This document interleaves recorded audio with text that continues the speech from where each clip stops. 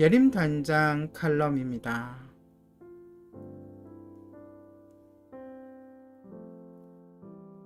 오늘은 목회 철학이 바뀐 일생일대의 사건입니다.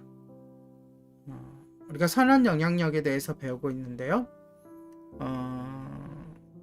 가끔 제가 여태까지 목회해온 것들을 빗대어서 제가 경험한 것들을 나누는 시간이 있을 것입니다. 오늘이 그런 시간인데요.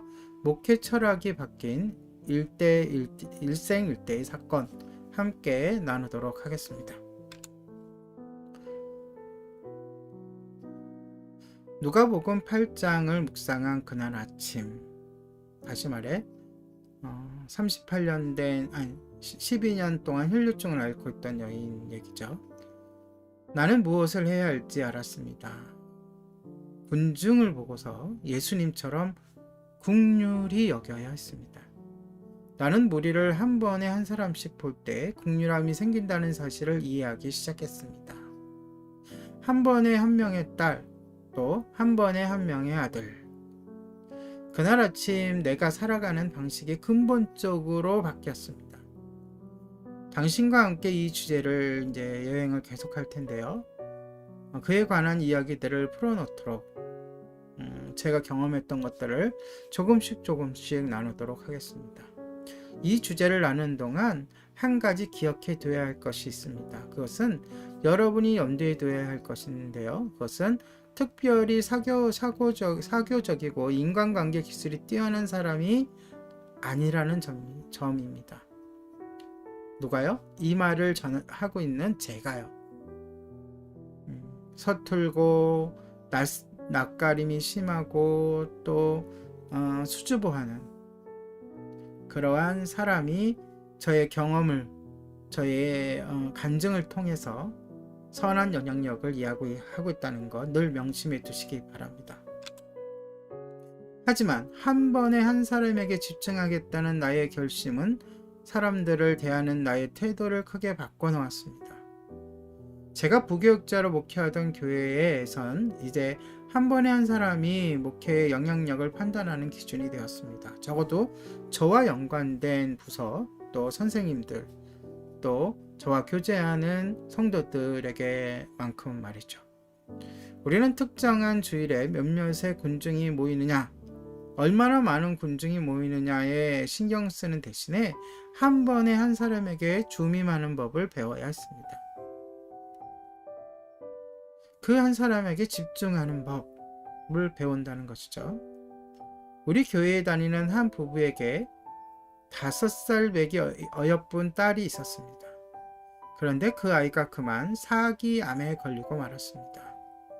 우리는 항암 치료를 받으며 암과 사토를 벌이는 그 아이를 위해 눈물을 흘리며 기도했습니다.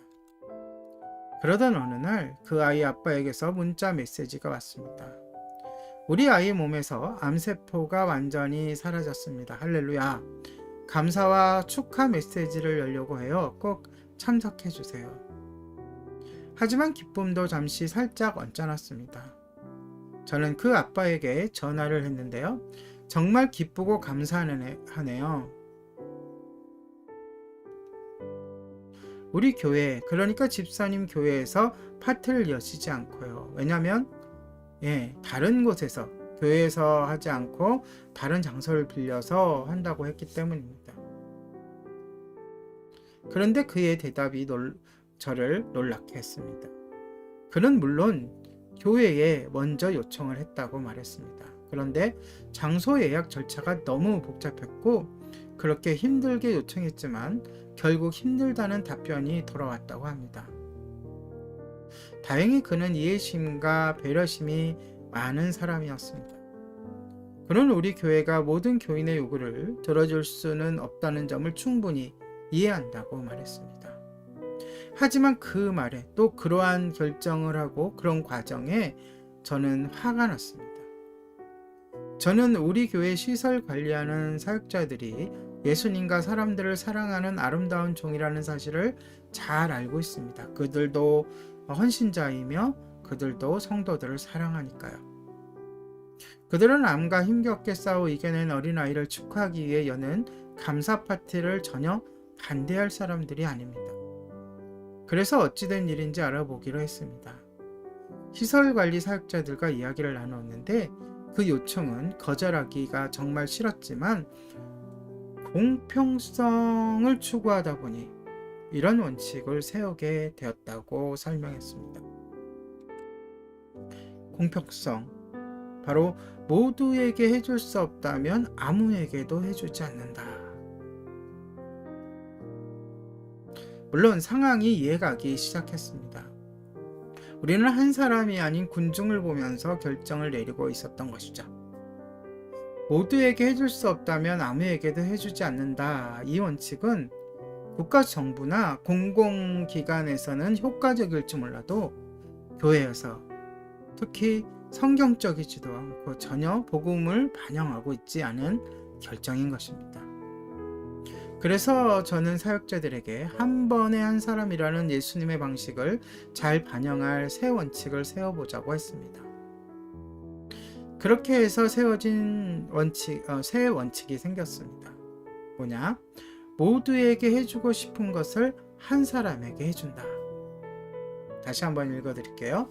모두에게 해주고 싶은 것을 한 사람부터 해준다.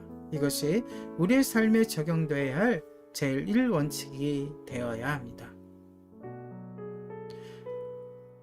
우리는 모두에게 해줄 수 없다고 주저할 것이 아니라 그 모두에게 해주고 싶은 그것을 한 사람부터 실행에 옮겨야 할 것입니다. 오늘의 예림단장 칼럼이었습니다.